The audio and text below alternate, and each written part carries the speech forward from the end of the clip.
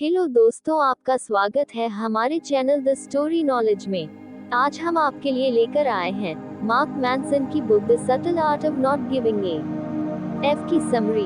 अगर आप चिंता महसूस कर रहे हैं या आप थके हुए हैं तो यह बुक सिर्फ आपके लिए ही लिखी गई है। The subtle art of not giving A F का मतलब होता है किसी भी चीज पर ध्यान नहीं देना।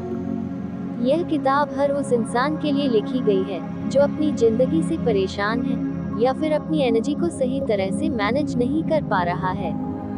बुक की ऑथर कहते हैं कि आपको हर चीज की परवाह नहीं करनी चाहिए, क्योंकि अगर आप हर चीज की परवाह करेंगे तो आप सिर्फ अपना समय और एनर्जी ही बर्बाद करेंगे। इसलिए इन चीजों को ध्यान से इस्तेमाल कीजिए। यह किताब हर उस इंसान को पढ़नी चाहिए जो अपनी लाइफ से फ्रस्ट्रेटेड है, क्योंकि इस किताब में बताई गई जानकारी एक इंसान की लाइफ बदलने की शक्ति रखती है। तो चलिए शुरू करते हैं। चैप्टर 1, कोशिश मत कीजिए। चार्ल्स बुओफ्स्की एक बहुत बड़े जुआरी और शराबी थे। चार्ल्स जिंदगी से हारे हुए इंसान थे। वे दुनिया के ऐसे इंसानों में ऐसे थे जिनकी सलाह शायद ही कोई लेता होगा। चार्ल्स शुरू से ही एक राइटर बनना चाहते थे, लेकिन उनके काम को सभी न्यूज़पेपर और पब्लिशर्स ने बेकार और घटिया बताकर उनका बहुत मजाक उड़ाया।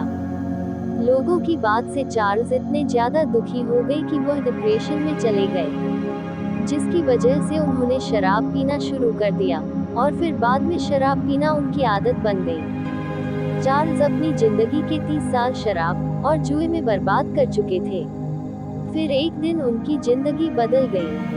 एक छोटे से पब्लिशिंग हाउस ने चार्ल्स के काम में दिलचस्पी दिखाई।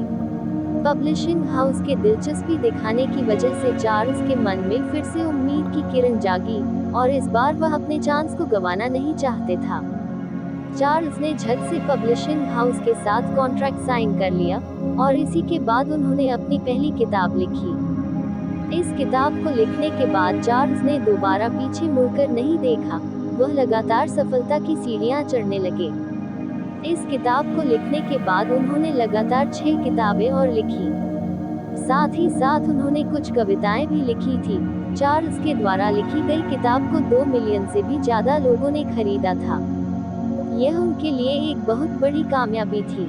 वैसे तो अमेरिकी ड्रीम में यही बात कही जाती है कि हमेशा कोशिश करो और कभी हार मत मानो, लेकिन जब चार्ल्स मरे तब उनकी कब्र के पत्थर पर लिखा गया था कि कोशिश मत करो। चार्ल्स की खास बात ये नहीं थी कि उन्होंने अपनी जिंदगी के बुरे हालातों से निकलकर अपना जिंदगी को बदला, बल्कि उनकी जिंदगी जैसी थी उन्होंने अपनी जिंदगी को वैसे ही स्वीकार किया।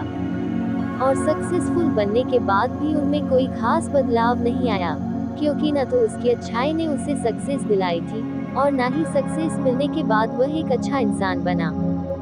हम सभी अपनी जिंदगी में ऐसे वक्त से जरूर गुजरते हैं जब हालात बद से बदतर होते चले जाते हैं। जैसे कई लोगों को बहुत ज्यादा गुस्सा आता है और उनको इस बात से भी गुस्सा आता है कि वह अपने गुस्से को कंट्रोल नहीं कर पा रहे हैं, मतलब कुछ भी। लेकिन अपने ऊपर गुस्सा करने की जगह आपको यह सोचना चाहिए कि आप अपने गुस्से को कैसे शांत कर सकते हैं या कैसे कम कर सकते हैं। जब आप कभी अकेले होते हैं या फिर निराश होते हैं, तब आपके मन में नेगेटिव विचार घूमने लगते हैं, जिसकी वजह से होता यह है कि आप अपने अकेलेपन के बारे में इतना ज्यादा सोचने लगते हैं कि आप घंटों इस सोच में ही बिता देते हैं और उदास रहते हैं। इस तरह की चीजें जब किसी के साथ होती है तब वह जहन्नुम के लूप में फंसे होते हैं। आपके साथ सारी चीजें अच्छी हो, आप अच्छे से रहें और आप अच्छे काम करते रहें, ऐसा होना थोड़ा मुश्किल है, क्योंकि जिंदगी ऐसे नहीं चलती। इसलिए आपको नेगेटिव चीजों को भी स्वीकार करना पड़ेगा, क्योंकि नेगेटिव बातों को एक्सेप्ट करना ही एक बहुत बड़ा पॉजिटिव साइन होता है। वैसे तो यह सुनने में बुरा लगता है, लेकिन बिल्कुल सच है कि जितना ज्यादा आप खुशियों के पीछे भागते हैं, खुशियां आपसे और दूर चली जाती हैं। एग्जाम्पल के लिए कहूँ तो जब आप जिम में वर्कआउट करने के लिए जाते हैं, तब आपके बॉडी में पेन होना शुरू हो जाता है, लेकिन यही पेन बाद में आपको मसल्स के तौर आपको रिवार्ड देता है। इसी तरह जब आप किसी काम में नाकामयाब होते हैं, तब आप डबल जोश के साथ उस काम को करने में लग जाते हैं। दर्द या फिर हार आपको जिंदगी में जो कुछ भी मिलता है, आपको उसकी परवाह बिल्कुल नहीं करना चाहिए। यहाँ कहने का मतलब यह है कि चाहे आपकी जिंदगी में कितनी ही बड़ी परेशानी क्यों ना आए, आपको अपनी परेशानी पर ध्यान नहीं देना चाहिए और बस आराम से अपने काम को करते रहना चाहिए। हो सकता है यह कुछ लोगों को थोड़ा अजीब लग सकता है, लेकिन आपको दुनिया से मतलब ही क्या है। लेकिन कभी कभी हमारी जिंदगी में कोई ना कोई सिचुएशन ऐसी आ ही जाती है जिसमें ना चाहते हुए भी हमें उस सिचुएशन को लेकर सोचना ही पड़ता है। अब यह सवाल आता है कि आखिर हमें किन चीजों के बारे में सोचना चाहिए और किन चीजों के बारे में नहीं। लेखक की मां को उनके एक दोस्त ने अच्छी खासी रकम का चूना लगा दिया था, जिसकी वजह से लेखक की फाइनेंशियल हालात थोड़े खराब हो गए थे। ऐसे में लेखक अपनी मां को उनके हालात में वैसे ही छोड़ सकता था और अपने काम से मतलब रख सकता था, लेकिन उन्होंने ऐसा नहीं किया। उन्होंने अपनी मां को कहा कि वह लॉयर की मदद लेंगे और उस आदमी को सबक सिखाएंगे। चैप्टर 2, खुशियों के पीछे मत भागिए। दुनिया में ज्यादातर लोग खुशियां चाहते हैं और इसमें कुछ गलत भी नहीं है। यहाँ तक कि आप और मैं भी अपनी जिंदगी में सिर्फ खुश रहना ही चाहते हैं, लेकिन खुश रहने के लिए खुशियों के पीछे भागते रहने का कोई मतलब नहीं होता। 2500 साल पहले नेपाल में एक राजा थे जिन्होंने अपने बेटे को खुश रखने के लिए अपने महल के चारों तरफ लंबी दीवार बना ली थी, जिसकी वजह से उनका बच्चा दुनिया के हर दुख दर्द से दूर था। लेकिन उसके मन में अक्सर यही सवाल आता था कि आखिर इस दीवार के पीछे क्या है, और इसी का पता लगाने के लिए एक दिन बच्चे ने दीवार से बचते हुए बाहर जाने का रास्ता ढूंढा और वह बाहर चला गया। बाहर जाने के बाद उसे समझ आया कि दुनिया में भूखमरी, गरीबी जैसे बहुत सी चीज है, और यह समझने के बाद उस बच्चे को पहली बार दर्द का एहसास हुआ। इसीलिए वह बच्चा अपने राजपाट को छोड़कर जंगल में चला जाता है और बौद्ध भिक्षु की जिंदगी जीने लगता है। जो लोग अमीर होते हैं वह अपने पैसे को लेकर परेशान होते हैं, और जो लोग गरीब होते हैं इसलिए परेशान होते हैं क्योंकि उनके पास पैसे नहीं होते हैं। अमीर लोग सोचते हैं कि वो और ज्यादा पैसे कमा कर खुश हो जाएंगे, और गरीब लोग सोचते हैं कि वह अमीर बनने के बाद खुश हो जाएंगे, जबकि असल में खुशी पाने का कोई पैमाना नहीं है। कोई भी कभी भी खुश हो सकता है। अपनी जिंदगी में कुछ हासिल करने का मतलब यह बिल्कुल नहीं है कि आप सारी जिंदगी खुश रहेंगे। लोग तकलीफ इसलिए सहते हैं क्योंकि तकलीफ पाने से लोग मोटिवेटेड होते हैं, और यही मोटिवेशन उन्हें आगे बढ़ने के लिए एक्साइटेड करती है। खुशी के पीछे भागने से ही चीजें हमेशा सही नहीं होती। कभी कभी दर्द भी हमें जिंदगी में बड़ी बड़ी चीजें दिला देते हैं। लोग बस यही कोशिश करते हैं कि वह अपने जिंदगी में किसी भी तरह का स्ट्रगल फेस ना करें। लेकिन अगर आप जिंदगी को बेहतर बनाना चाहते हैं तो आपको अपनी लाइफ में अपने स्ट्रगल्स को खुद चुनना चाहिए। चैप्टर 3, आप औरों से अलग नहीं हैं। एक आदमी का नाम जिम था।